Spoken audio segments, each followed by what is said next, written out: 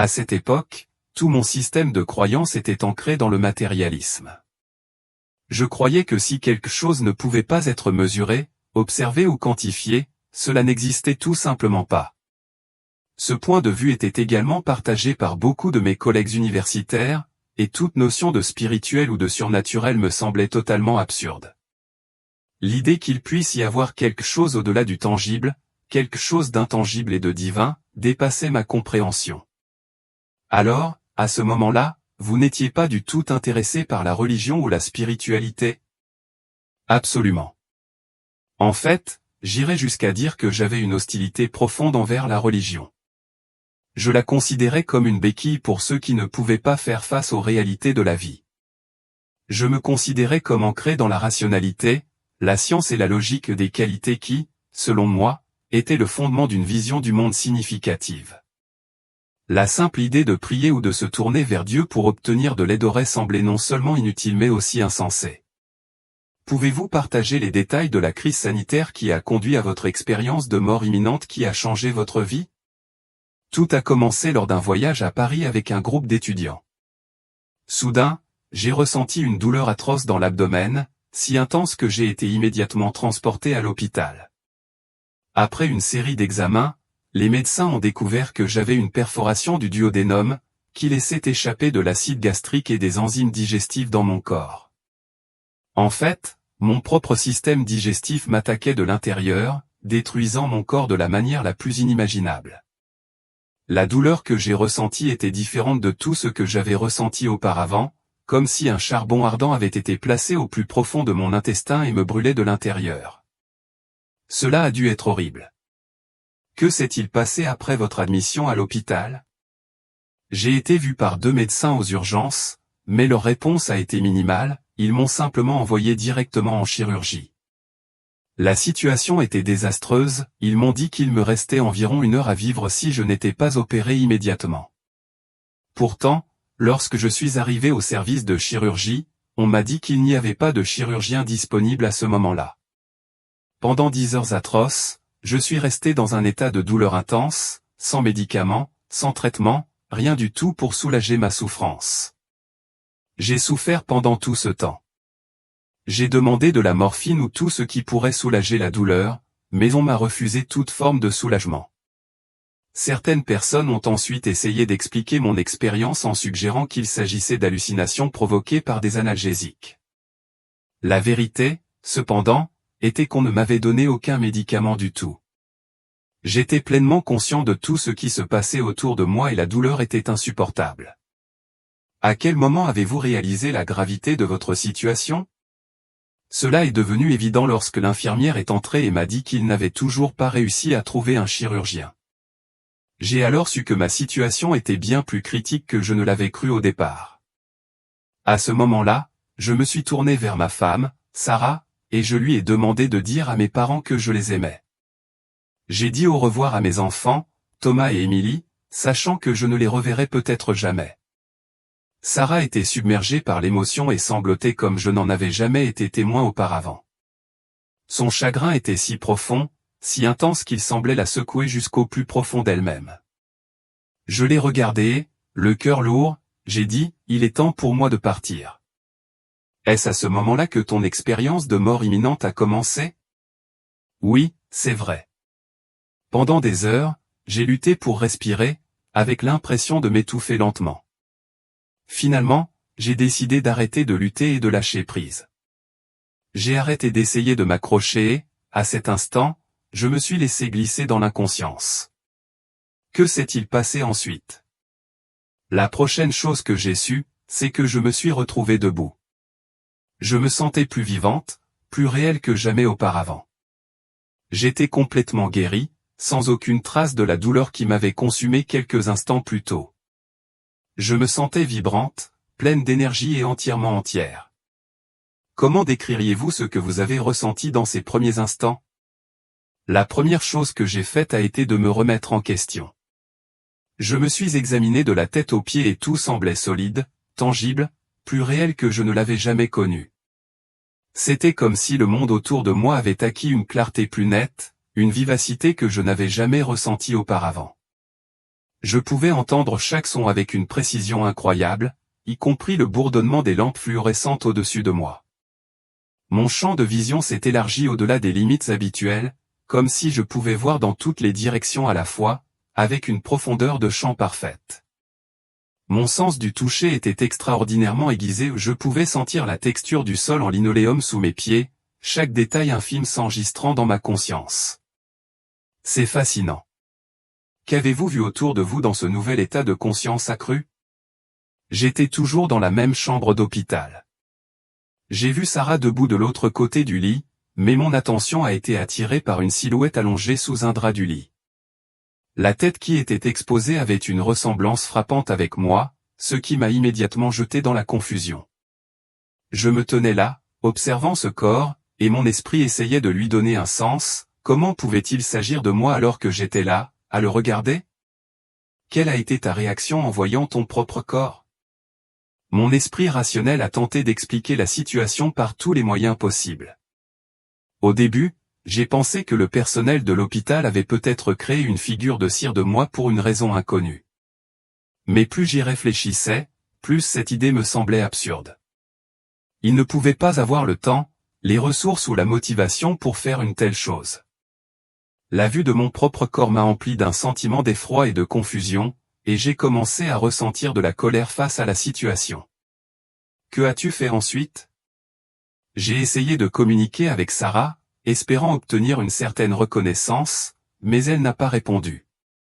À ce moment-là, j'ai ressenti une vague de frustration et de colère, car lors de nos disputes passées, l'une des façons dont elle m'avait puni était de m'ignorer complètement. Je pensais qu'elle faisait la même chose maintenant, me punissant d'avoir ruiné sa vie en mourant. J'ai ensuite tourné mon attention vers mon colocataire, Jacques, un Français d'un certain âge qui avait été gentil avec moi. J'ai essayé de lui parler, mais il ne m'a pas non plus répondu. Il m'a regardé droit dans les yeux comme si je n'étais même pas là. J'ai commencé à lui crier dessus, essayant désespérément d'obtenir une réponse, mais il n'y en avait pas. Je devenais de plus en plus agité, me sentant complètement impuissant et piégé. Cela a dû être incroyablement frustrant de ne pas pouvoir communiquer. Que s'est-il passé ensuite? Alors que je luttais pour comprendre ma situation, j'ai soudain entendu des voix m'appeler par mon nom. Le plus étrange, c'est qu'elles me parlaient en anglais, même si j'étais en France. Elles disaient, « Viens avec nous ».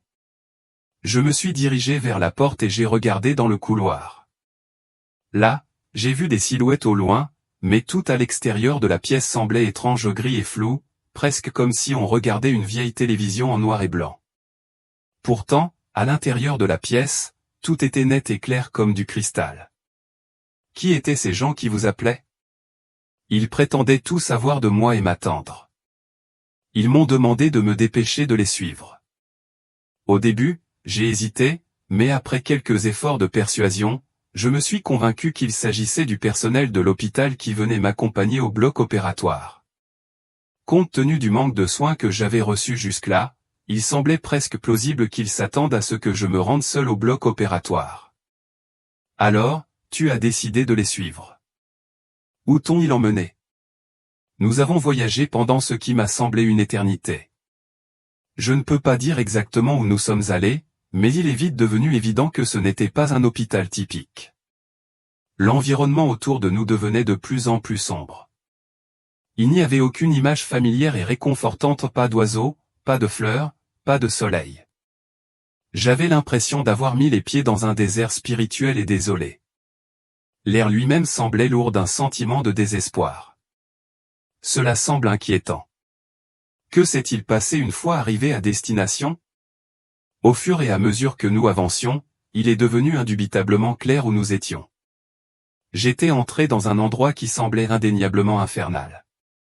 Les êtres que je rencontrais dans ce royaume étaient cruels, malveillants et implacables. Ils m'attaquaient sans pitié, à la fois physiquement et émotionnellement. La douleur physique était intense, mais c'était le tourment émotionnel qui me brisait vraiment. Je ne pouvais pas comprendre pourquoi ils me détestaient autant ou pourquoi ils étaient si déterminés à me faire souffrir. Combien de temps cela a-t-il duré? Le temps est devenu sans importance à cet endroit.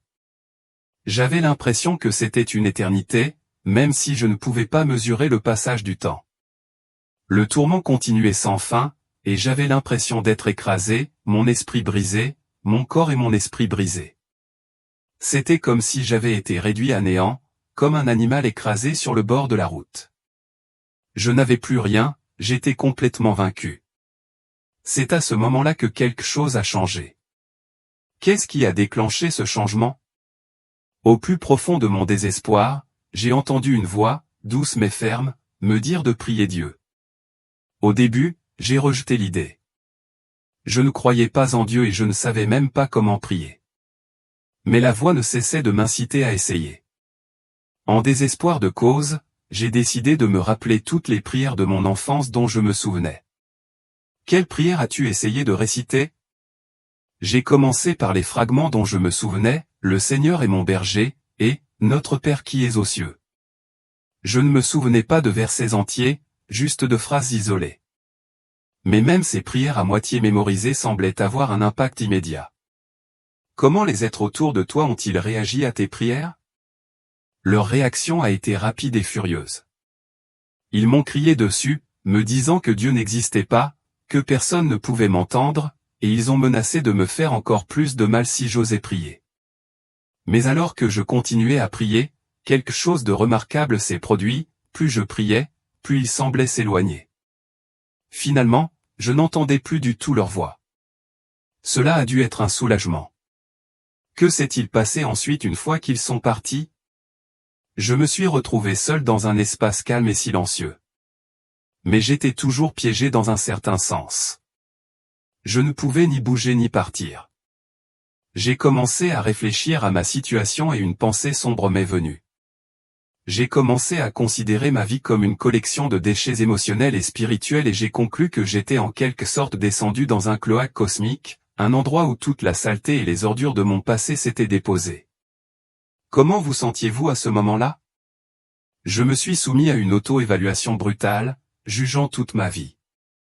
J'ai regardé en arrière mes relations, mes actions et mon comportement, et je me suis retrouvé en manque de réussite à tous égards. Je me suis donné des notes d'échec EDF et DDO pour la façon dont j'avais traité les autres et dont j'avais vécu ma vie. En tant que fils, frère, mari, père et ami, je ne voyais que l'échec. C'était comme si j'avais été entraîné dans cet endroit terrible parce que je le méritais vraiment et que je ne voyais aucune issue. Avez-vous vu un espoir à ce moment-là? Au début, je pensais que je n'avais que deux options, soit je pouvais devenir encore plus vicieuse que les êtres qui m'avaient tourmenté, soit je pouvais cesser d'exister complètement. J'aurais préféré ne pas exister plutôt que de devenir comme eux. Mais ensuite, au milieu de mon désespoir, un souvenir de mon enfance a refait surface et tout a changé. Quel souvenir d'enfance vous est-il venu? Je me souviens d'avoir été une petite fille à l'école du dimanche, chantant la chanson « Jésus m'aime ».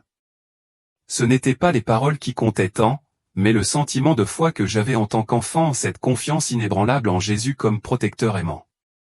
Malgré les voix qui me disaient que c'était stupide et que Jésus ne voudrait jamais rien avoir à faire avec moi après la façon dont j'avais vécu, j'ai décidé de l'appeler.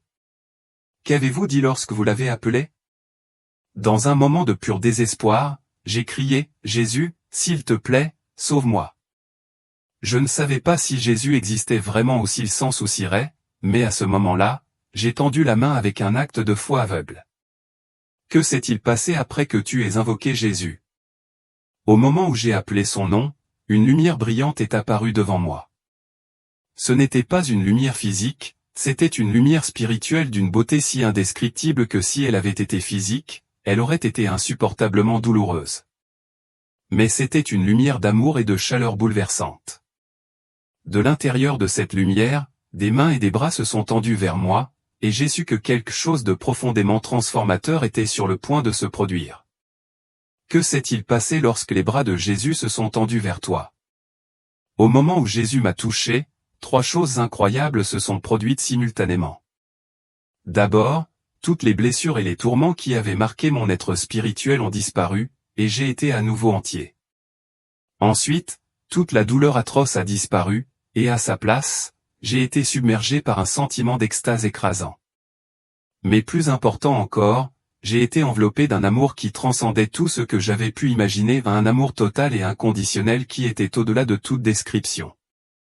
Peux-tu décrire cet amour que tu as ressenti?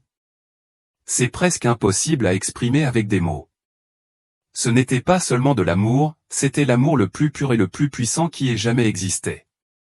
J'ai ressenti, avec une certitude absolue, que j'étais profondément aimé ou aimé d'une manière que je n'avais jamais connue auparavant. C'était comme si j'étais la personne la plus chérie de tout l'univers. Et ce qui est vraiment étonnant, c'est que j'ai réalisé que ce n'était pas seulement pour moi. Il ressent cela pour chaque personne, chacune est sa préférée. Qu'a fait Jésus ensuite? Après m'avoir rempli de son amour, il m'a soulevé et m'a serré contre lui.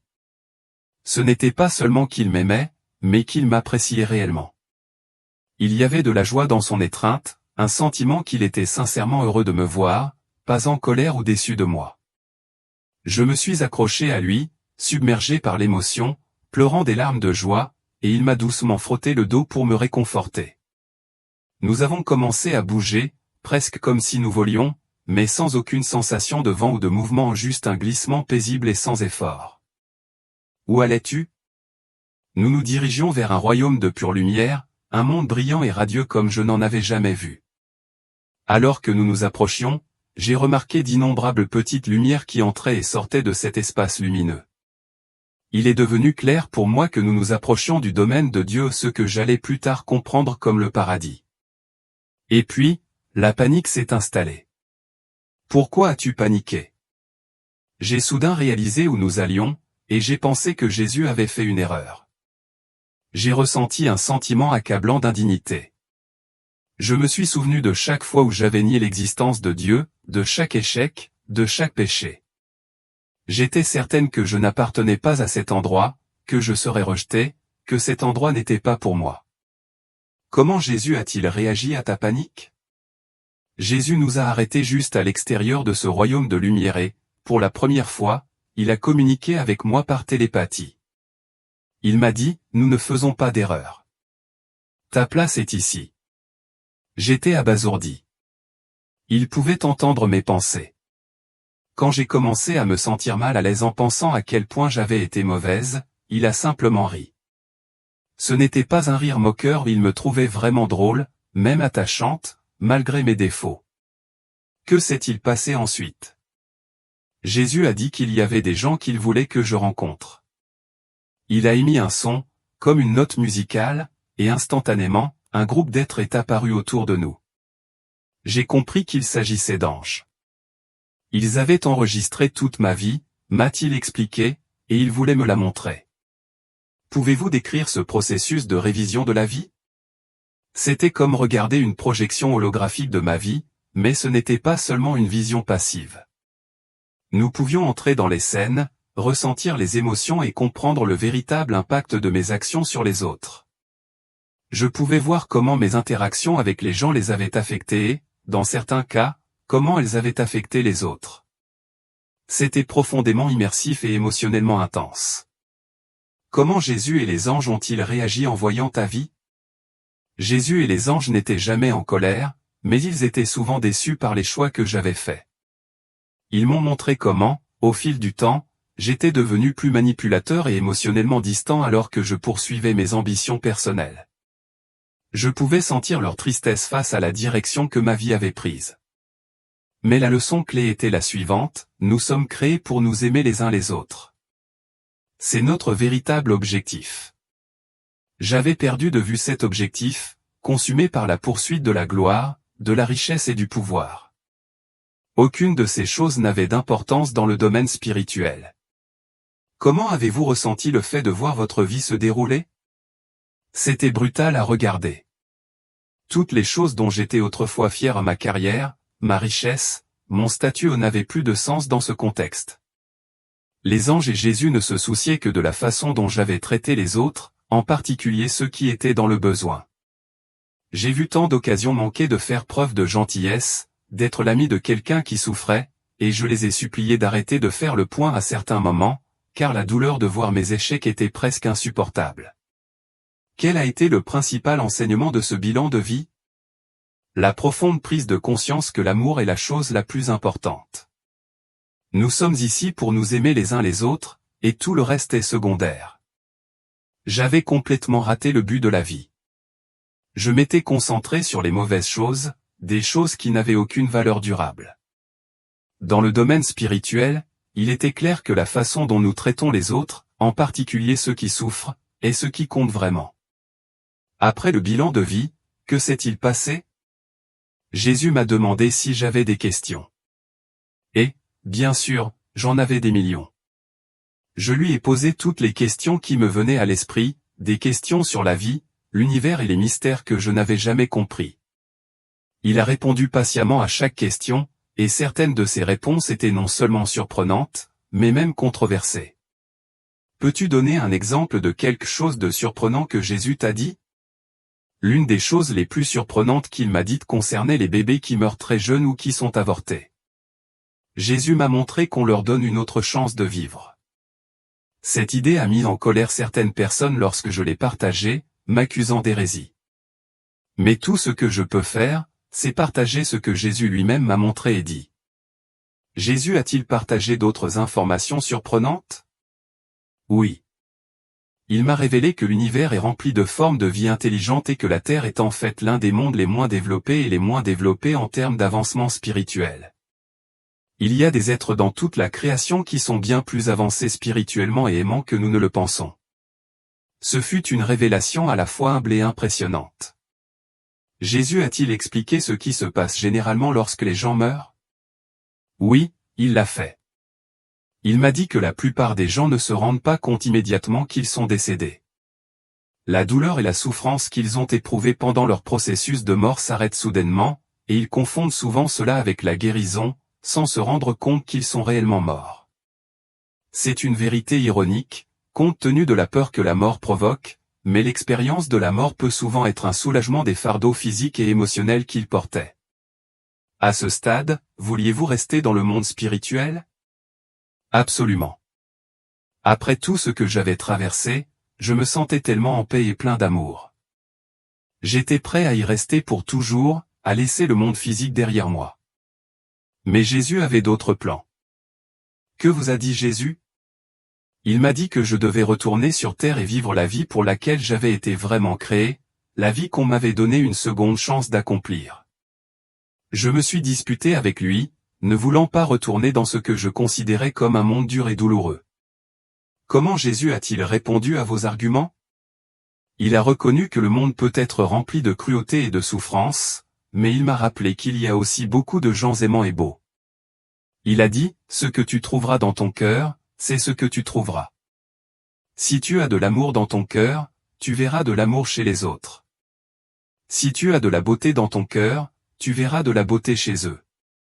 Il a expliqué que notre concentration intérieure façonne la façon dont nous percevons le monde qui nous entoure. Que as-tu ressenti à l'idée de devoir revenir? J'étais très réticente, mais je lui ai fait confiance. Et en y repensant, il avait absolument raison. Au fil des années, j'ai découvert que lorsque l'on recherche l'amour et la beauté, on peut les trouver dans des endroits inattendus, même chez des personnes qui peuvent ne pas sembler aimantes ou belles à première vue. Pouvez-vous nous parler de votre première convalescence à l'hôpital après votre retour dans votre corps? Oui, il y a eu un moment marquant dans la salle de réveil. C'était une pièce assez sombre malgré le jour, puis soudain la pièce s'est éclairée. Un jeune homme est apparu où il semblait avoir une vingtaine d'années, blond et portait une blouse d'hôpital vert pâle. Que vous a dit ce jeune homme? Il m'a salué par mon nom et m'a dit qu'il veillerait sur moi pendant ma convalescence. Il m'a rassuré en me disant que tout irait bien, même si le processus de guérison prendrait un certain temps.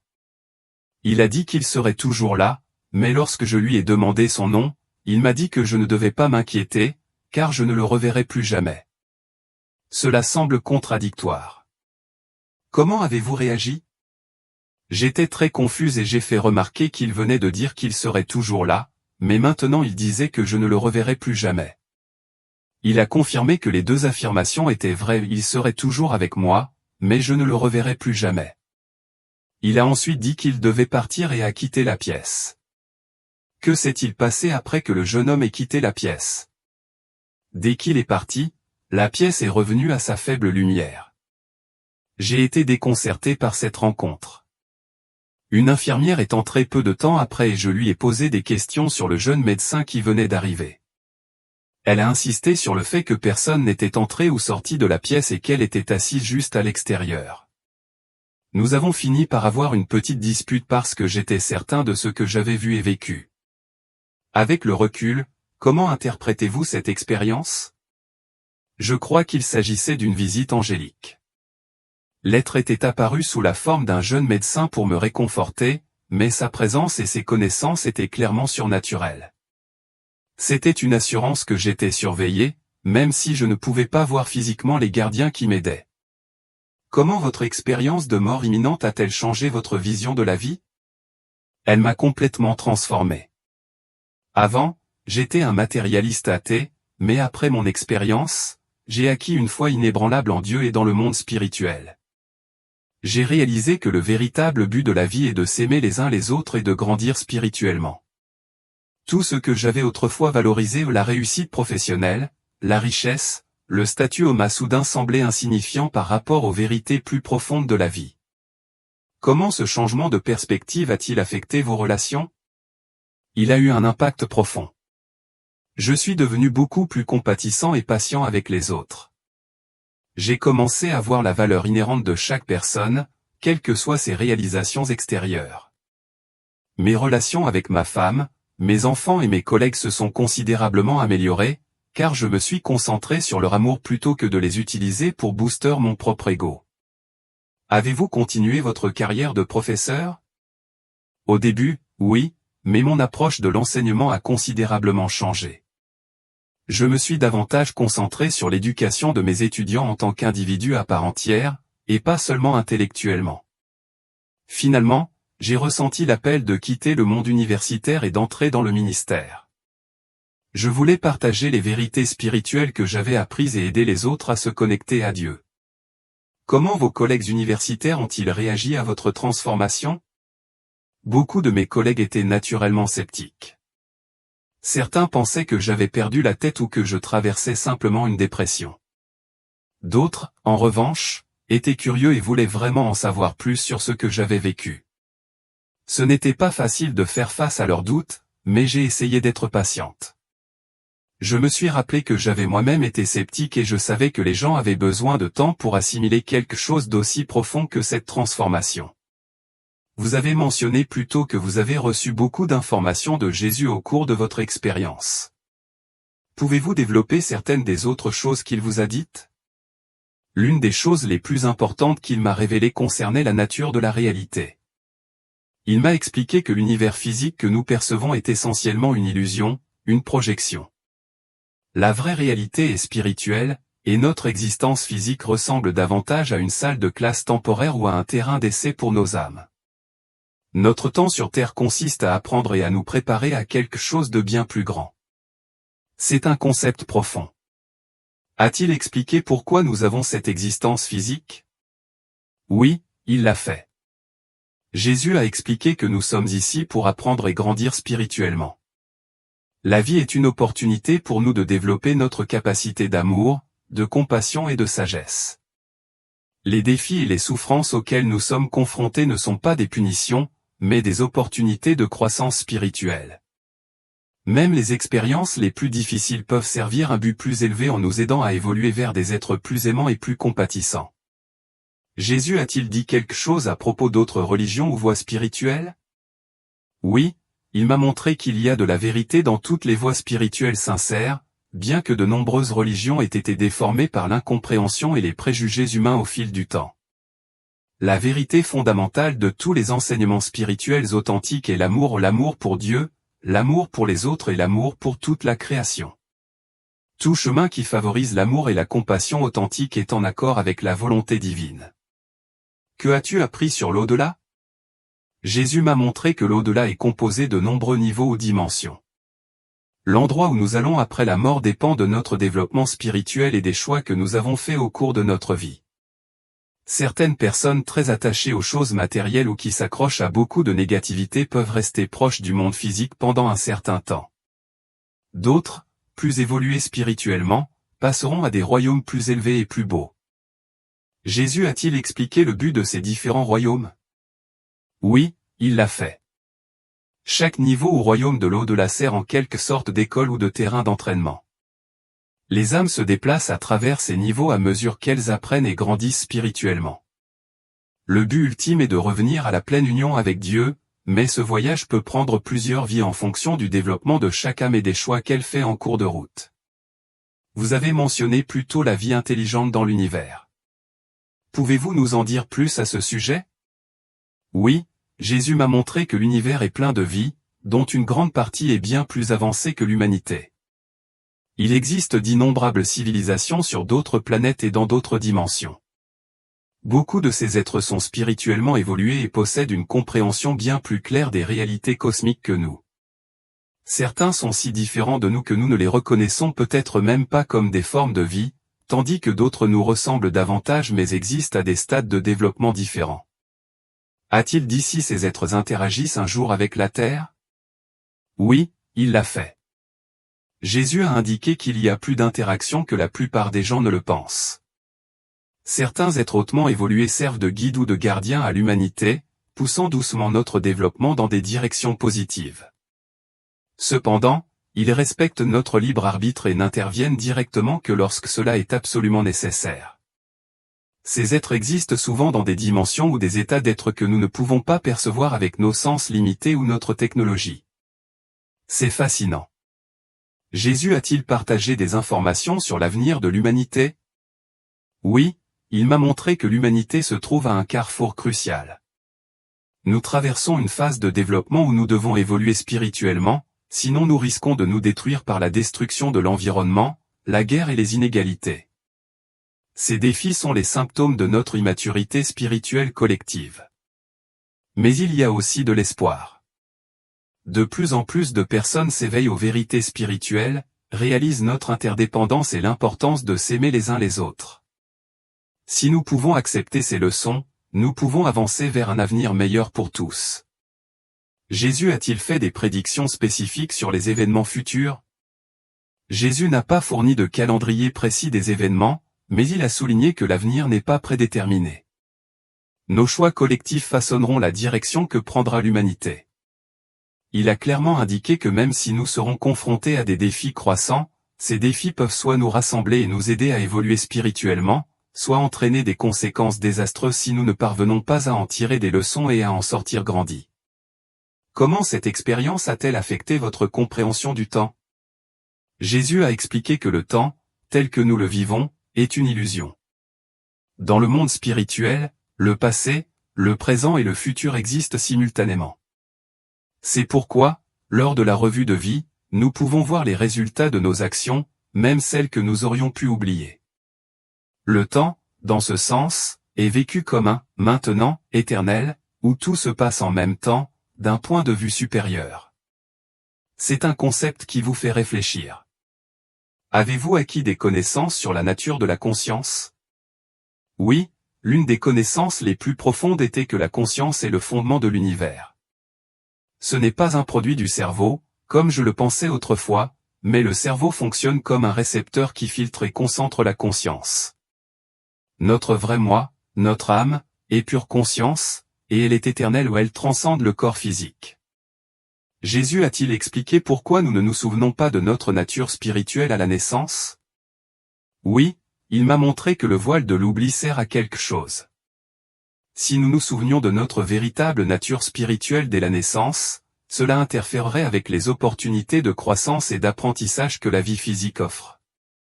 L'illusion de la séparation d'avec Dieu et les défis auxquels nous sommes confrontés sur Terre nous permettent de nous développer et d'évoluer spirituellement d'une manière qui ne serait pas possible si nous nous souvenions de tout. Vous avez mentionné que certaines des informations que vous avez reçues ont été controversées. Pouvez-vous nous donner un autre exemple? L'un des aspects les plus controversés de mon expérience a été ce que j'ai appris sur la réincarnation. Jésus m'a montré que de nombreuses âmes ont effectivement plusieurs vies sur Terre, mais c'est beaucoup plus complexe que ce qu'on décrit souvent. Le temps dans le monde spirituel ne fonctionne pas de manière linéaire, et les âmes se divisent ou fusionnent parfois d'une manière qui n'est pas facilement comprise par les concepts terrestres. C'est un processus beaucoup plus complexe que nous l'imaginons généralement. Comment conciliez-vous cela avec les enseignements chrétiens traditionnels? Cela a été difficile, surtout parce que j'ai été élevé avec certaines doctrines. J'en suis venu à comprendre que de nombreux enseignements religieux sont des versions simplifiées de vérités spirituelles plus profondes. Jésus a souligné que les choses les plus importantes sont l'amour et la compassion, et non l'adhésion rigide à des dogmes ou à des positions théologiques.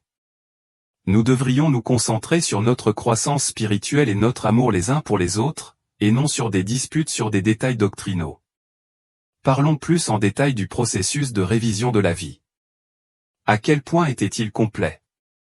Le processus de révision de la vie était incroyablement approfondi. Il ne s'agissait pas seulement des événements majeurs qui m'ont été montrés, mais même d'interactions apparemment insignifiantes. J'ai vu comment de petits actes de gentillesse se sont propagés et ont eu des répercussions de grande portée, ainsi que les conséquences négatives de l'égoïsme et de la cruauté. C'était une expérience immersive, montrant l'interdépendance de tout et comment nos actions ont un impact sur le monde d'une manière que nous ne verrons peut-être jamais. Avez-vous été sévèrement jugé pour vos erreurs? Non, il n'y a eu aucun jugement ou punition de la part de Jésus ou des anges. Ils étaient attristés par mes échecs, mais leur tristesse était enracinée dans l'amour et la déception, pas dans la colère ou la condamnation. Le jugement le plus dur venait de moi. J'ai ressenti un profond remords lorsque j'ai vu que je n'avais pas aimé les autres, mais il n'y avait aucune condamnation de leur part, juste un désir aimant que j'apprenne et que je grandisse. Avez-vous vu comment vos actions ont affecté les gens au-delà de vos interactions immédiates? Oui, c'était comme regarder les ondulations dans un étang qui se propage à l'infini. J'ai vu comment une action ou un mot que j'ai prononcé a affecté quelqu'un, qui a ensuite influencé d'autres personnes, créant une chaîne d'événements qui s'est étendue bien au-delà de ce que j'aurais pu imaginer. Cela m'a fait réaliser à quel point nous sommes tous profondément interconnectés et comment nos choix peuvent avoir des effets que nous ne verrons peut-être jamais, mais qui sont de grande portée. Avez-vous également vu des impacts positifs que vous aviez eus dont vous n'aviez pas conscience? Oui, ce sont quelques-uns des plus beaux moments de l'examen. J'ai vu des moments où un mot gentil ou un petit geste d'encouragement avait un impact énorme sur la vie de quelqu'un, même si je ne m'en étais pas rendu compte à l'époque. Il s'agissait souvent d'interactions que j'avais complètement oubliées, mais qui avaient changé la journée de quelqu'un ou même sa vie pour le mieux. Cela m'a montré que même les plus petits efforts pour répandre l'amour et la gentillesse comptent. Comment ce processus de révision de vie a-t-il changé votre approche de la vie quotidienne après votre retour? Cela m'a rendu plus attentif à chaque interaction. J'ai pris pleinement conscience que même les plus petites actions ou les plus petits mots pouvaient avoir des effets durables, alors j'ai fait un effort conscient pour aborder chaque moment avec amour, gentillesse et pleine conscience. Le processus de révision de vie m'a appris le pouvoir de chaque choix, et j'ai commencé à voir chaque rencontre comme une opportunité d'élever quelqu'un ou de le laisser tomber. Cela a renforcé l'importance de vivre avec amour et compassion dans tout ce que je fais. La communication télépathique que vous avez eue avec Jésus ressemble à une expérience profondément profonde. Pouvez-vous la décrire plus en détail? Oui, la communication était instantanée, complète et multidimensionnelle. Dans cet état, je pouvais comprendre des idées complexes, des émotions et même des informations visuelles en même temps. Ce n'était pas comme entendre des mots ou avoir des pensées, c'était plutôt une expérience totale, où tout était compris en même temps sans avoir besoin de temps ou de mots pour le traiter. Lorsque j'ai essayé de réfléchir à la façon de le transmettre après mon retour dans le monde physique, j'ai eu l'impression d'essayer de décrire une expérience qui transcendait nos limites normales de communication. Avez-vous eu des difficultés à comprendre ou à traiter cette forme de communication? Étonnamment, non. Dans l'état spirituel, cela semblait tout à fait naturel et sans effort. Ce n'est que lorsque je suis revenu à ma conscience terrestre que j'ai eu du mal à traduire la profondeur de ce qui avait été communiqué en mots et concepts qui pouvaient avoir un sens dans notre façon de penser limitée et linéaire. Vous avez mentionné que Jésus a le sens de l'humour. Pouvez-vous donner un exemple? Oui, son humour était étonnamment délicieux. Un moment mémorable a été lorsque j'ai réalisé qu'il pouvait lire toutes mes pensées, et j'ai été gêné par certaines des pensées que j'avais eues dans la vie. Jésus a trouvé mon embarras à la fois amusant et attachant. Son rire était plein de chaleur et d'amour, pas de moquerie, et il m'a aidé à me sentir plus à l'aise avec moi-même. Comment l'expérience de cet amour et de cette acceptation divine vous a-t-elle affecté? Cela a été transformateur. J'ai compris pour la première fois ce qu'est vraiment l'amour inconditionnel. Ce n'était pas seulement un manque de jugement, c'était une acceptation totale, une acceptation de qui je suis, avec mes défauts et tout. L'expérience de cet amour a guéri des blessures profondes en moi dont je n'avais même pas conscience. C'était un amour qui ne demandait rien en retour mais qui était pur, complet et guérisseur. Cette expérience a-t-elle changé votre compréhension de la nature de Dieu? Oui, elle a complètement transformé ma compréhension de Dieu. Avant, je pensais à Dieu comme à une figure sévère, critique, distante et sévère. Le Dieu que j'ai rencontré à travers Jésus, cependant, débordait d'amour, de compassion et de joie. Il y avait un aspect ludique et de plaisir que je n'avais jamais imaginé dans ma compréhension précédente du divin.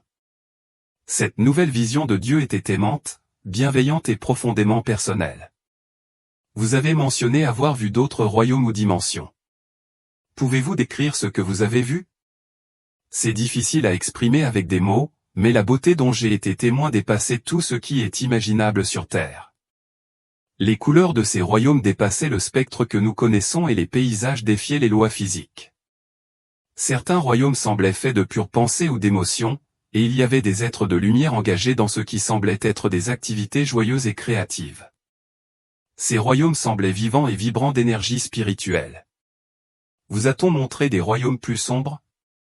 Oui, on m'a aussi montré des royaumes vibratoires inférieurs, que certains pourraient interpréter comme l'enfer. Cependant, ces royaumes ne sont pas des lieux de punition éternelle. Au contraire, ils sont comme des étapes de purification, où les âmes travaillent sur leur propre négativité. La souffrance dans ces royaumes est auto-imposée, le résultat des pensées et des actions non résolues de l'âme.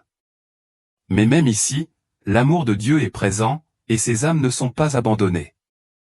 Elles sont dans un processus de guérison et de croissance. En quoi ce concept d'enfer diffère-t-il des enseignements religieux traditionnels? La principale différence est que la souffrance dans ces royaumes n'est ni éternelle ni imposée par Dieu. C'est une expérience temporaire qui sert un objectif dans la croissance et la purification de l'âme. Contrairement aux enseignements traditionnels qui décrivent l'enfer comme un lieu de punition éternelle, cette vision montre que l'amour de Dieu s'étend même à ces royaumes, et que chaque âme finit par se diriger vers la guérison et la réconciliation. C'est une compréhension beaucoup plus pleine d'espoir et de compassion de ce que beaucoup considèrent comme l'enfer. Jésus a-t-il expliqué pourquoi il y a de la souffrance dans le monde si Dieu est tout amour? Oui, c'était l'une de mes questions les plus profondes. Jésus a expliqué que la souffrance n'est pas une punition de Dieu mais une opportunité de croissance spirituelle. Chaque défi auquel nous sommes confrontés est une invitation à apprendre, à grandir et à nous développer dans les domaines où nous en avons le plus besoin. Cependant, il a également souligné que nous ne sommes pas censés souffrir seuls. Nous sommes là pour aider à soulager la souffrance des autres par l'amour, la compassion et le soutien.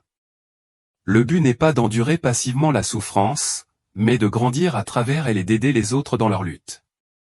Jésus a-t-il partagé des idées sur l'avenir de l'humanité? Oui, Jésus m'a montré que l'humanité est en train d'évoluer spirituellement. Nous nous éveillons progressivement à notre vraie nature d'être spirituel et reconnaissons notre interdépendance avec toute vie. Bien qu'il y ait des difficultés et des difficultés de croissance où une grande partie des troubles que nous voyons dans le monde aujourd'hui est un symptôme de cet éveil où l'humanité finira par évoluer vers un état beaucoup plus aimant, paisible et spirituellement conscient. Nous sommes en chemin, et même si c'est un défi, il y a de l'espoir pour l'avenir. A-t-il donné un délai pour cette évolution? Non, Jésus n'a pas donné de délai précis. Il a clairement indiqué que du point de vue de l'éternité, notre conception du temps est limitée. Ce qui nous semble être un processus long où l'on n'est qu'un bref instant dans le grand schéma des choses. L'accent doit être mis sur la croissance spirituelle de chaque individu et sur sa capacité à répandre l'amour et la positivité. À mesure que davantage de personnes emprunteront cette voie, l'évolution collective se produira, mais il appartient à chacun d'entre nous d'y contribuer par nos propres actions et intentions. Vos idées sur l'interdépendance, l'amour et la croissance spirituelle sont incroyablement profondes. Il semble que votre expérience de mort imminente ait profondément remodelé votre compréhension de la vie et de l'univers. Pourriez-vous nous en dire plus sur l'interdépendance de toute vie? Oui, ce qu'on m'a montré était vraiment transformateur. J'ai vu que tout ce qui existe, du plus petit atome à l'immensité des galaxies, est interconnecté. Nous ne sommes pas des êtres isolés, mais des expressions d'une conscience unique et unifiée. Cette prise de conscience a transcendé toutes nos séparations habituelles entre les personnes, entre la vie et la non-vie, et même entre l'existence individuelle et collective. La prise de conscience que tout est connecté change notre façon de voir le monde et notre rôle dans celui-ci. Comment cette compréhension a-t-elle affecté votre vie quotidienne? Elle a profondément influencé la façon dont j'interagis avec le monde. Je comprends maintenant que mes actions, mes pensées et même mon énergie affectent l'ensemble. Cette prise de conscience m'a apporté un profond sens des responsabilités. Par exemple, lorsque je vois quelqu'un souffrir, je sens que ce n'est pas seulement sa souffrance, mais une partie de la souffrance globale de l'existence. Elle a également favorisé un sens beaucoup plus grand de la compassion pour les autres et un respect de la nature, considérant toute vie comme faisant partie de la conscience divine. Jésus vous a-t-il donné des messages ou des instructions spécifiques à partager avec les autres? Oui, le message central que Jésus a partagé concernait l'amour. Il a souligné que l'amour est la force la plus puissante de l'univers et que notre objectif principal est d'apprendre à aimer plus pleinement et plus complètement. Il a également souligné l'importance du pardon à la fois pour les autres et pour nous-mêmes et de la confiance dans le plan divin, même lorsque nous ne pouvons pas le comprendre de notre point de vue terrestre. Ces messages sont devenus le fondement de tout ce que je partage avec les autres. Comment votre expérience a-t-elle influencé votre compréhension des autres religions? Elle m'a donné une perspective beaucoup plus inclusive et universelle. J'ai commencé à voir que tous les chemins spirituels sincères mènent à la même vérité ultime, exprimée de différentes manières. Les différences entre les religions semblaient bien moins importantes par rapport au noyau commun d'amour et de compassion qui les traverse. Jésus m'a montré qu'il œuvre à travers tous ceux qui recherchent la vérité avec un cœur ouvert, quelle que soit leur étiquette religieuse. C'est une vision très différente de nombreux enseignements chrétiens traditionnels. Comment conciliez-vous cela avec votre rôle de ministre chrétien? C'est un voyage en évolution. J'ai compris que l'essence des enseignements de Jésus est l'amour et l'unité, et non la division ou les revendications de vérité exclusive. Dans mon ministère, je me concentre sur ces vérités spirituelles fondamentales, encourageant les autres à aimer et à vivre avec compassion. J'insiste également sur l'importance d'une connexion directe avec le divin et du respect de la sagesse que l'on retrouve dans toutes les traditions spirituelles. Avez-vous vécu des expériences spirituelles continues depuis votre retour? Oui, bien que moins intense que l'expérience de mort imminente, j'ai développé une sensibilité accrue aux réalités spirituelles. Je ressens souvent la présence d'êtres spirituels où je reçois des conseils intuitifs. De plus, ma pratique de la méditation s'est approfondie, me permettant d'accéder à des perspectives spirituelles qui s'appuient sur ce que j'ai appris au cours de mon expérience. Comment réagissez-vous aux explications scientifiques qui attribuent les expériences de mort imminente à la chimie du cerveau? Je respecte le processus scientifique et reconnais sa valeur dans la compréhension du monde physique. Cependant, je crois que la science est actuellement limitée dans l'explication des expériences spirituelles. La profondeur et le pouvoir transformateur de ce que j'ai vécu vont bien au-delà de la simple chimie du cerveau. De plus, les informations que j'ai reçues au cours de mon expérience ou que je n'aurais pas pu connaître autrement suggèrent que quelque chose au-delà de l'activité cérébrale était en jeu. Avez-vous appris quelque chose sur le but de la souffrance? Oui, c'était l'une des leçons les plus difficiles. Jésus m'a montré que la souffrance est souvent un catalyseur de croissance. Elle peut ouvrir nos cœurs, nous enseigner la compassion et nous pousser à rechercher des vérités plus profondes. Cependant, il a également souligné que toutes les souffrances ne sont pas nécessaires ou ordonnées par Dieu. Une grande partie de la souffrance dans le monde découle de choix humains, et nous avons le pouvoir d'atténuer la souffrance par l'amour et la compassion. Avez-vous acquis des connaissances sur la guérison? Oui.